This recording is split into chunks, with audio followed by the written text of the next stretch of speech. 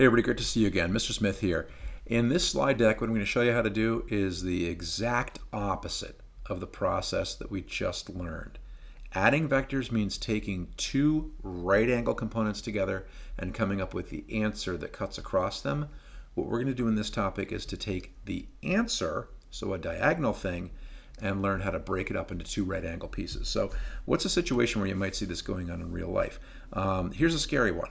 You have an airplane that looks like it's pointing straight at you and it's going to fly off the runway. And yet, what I assure you is going on is actually this airplane is flying directly along the runway this way, even though it's not pointing that direction. So how could this kind of thing happen? Well, check it out.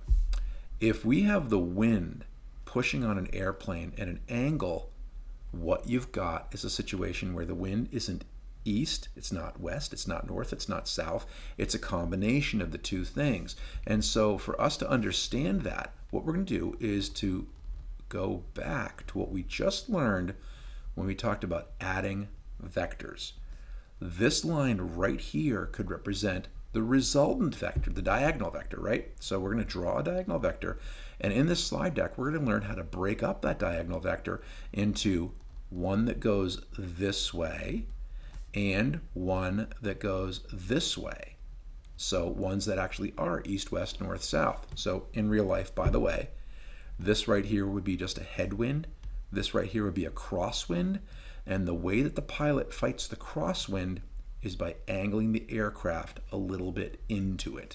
So that way the airplane's speed is going to have some component that goes over this way, and it can help fight and cancel that one right there. Okay. Anyway, that's maybe a story for another day, but what we're going to do right now is get right down to it. I've got two examples for you, and they're pretty quick. The big thing that you need to do, in my opinion, is really make your drawings count. So do good quality diagrams on the notes that you take when you look at this deck, and then transfer the quality of the work that you do into your own work. It doesn't take any more time to do good quality work than it does to do crummy quality work, and the results are really going to be worth it. So as I read this, an airplane flying at 300 kilometers per hour on a heading of 200 degrees, this is the first thing that my eyes go to. When I see the 200 degrees, what I'm thinking is, okay, that airplane is in the third quadrant. I know that because it's a little bit more than 180. So how much more is really important? I'm going to draw 20 degrees more than 180 because that's what 200 degrees requires, okay? Then I'm going to put my 300 kilometers per hour right there, and this is, you'll see right now, why I teach this thing second. This calls on me to do a pretty good diagram, and I'm actually going to have to contribute two pieces of the diagram, right, instead of just one. So what I want you to do is to remember that the two pieces I'm going to draw are the one-way streets that would have created the situation where this guy is the shortcut. So what I always try to do is cheat just a little bit. If you noticed, I drew my resultant so it went out about as far horizontally as this line. So watch what I do. I'm going to draw, and get to about there and put an arrow tip, because I want the horizontal length of this to equal the horizontal length of that, right? And then I'm going to draw at 90 degrees the vertical line that drops down and connects the three of them, that connects the other two. So I've got it over, I've got it down, and those are going to be now the opposite and the adjacent inside this triangle, where 20 degrees is the interior angle and 300 is the hypotenuse. If you can get it this far, you're good as gold, because what I'm going to do is just use my sine and cosine. So I remember sine of 20 degrees equals opposite over hypotenuse, so that's going to be opposite over 300. And I'm going to do the same thing here with cosine. Cosine of 20 degrees is going to equal adjacent, let's do it with an ADJ, over the hypotenuse. And when I solve for these, I'm going to get sine of 20 times 300 is opposite. So 300 times the sine of 20 degrees. And that turns out to equal, let's see what it is, 102.6. Then I'm going to do the same thing here with the adjacent. Adjacent equals 300 cos of 20. And that equals, what do we got? 282. Okay? Almost done. As far as the math's concerned, I'm done.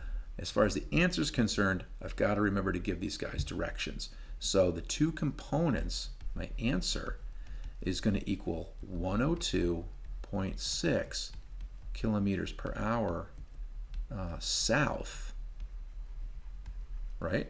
That's the south portion, and 282 kilometers per hour, and that would be in the west direction, right? Okay, so that's how you do them. All right, so I've got south component, west component. Let's get one more example and you're good to go. This one, we've got wind blowing with a velocity of 25 meters per second at an angle of 300 degrees. So there's nothing new here. We're going to go 90, 180, 270, 270 and 30 degrees more. So I'm going to be on this side, right over here, this side of 45 degrees. And this angle on the interior is going to be 30. Okay? So as I did before, I try to make the angle that I draw always smaller than 45. That's the way I like them, because that's going to make it really easy to draw this long component so that it matches up with the length of the other one. And then finally the shorty just goes from the tip of this one into the tip of the second one.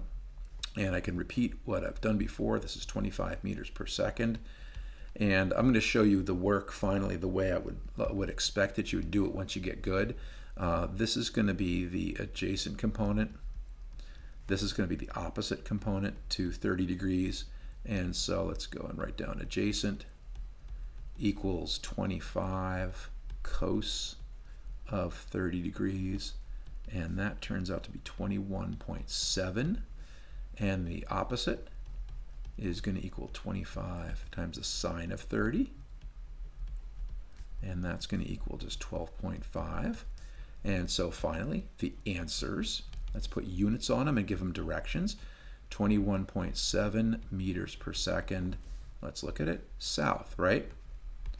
And the other component is going to be this one, which is pointing east, so 12.5 meters per second east. And there you go. So vector resolution, hopefully the diagrams are good quality. It's really going to help you when you go and try to solve them for yourself. So have a great day. Take care of yourself, and we'll look forward to seeing you in class. Bring your questions with you, and see you soon. Bye-bye.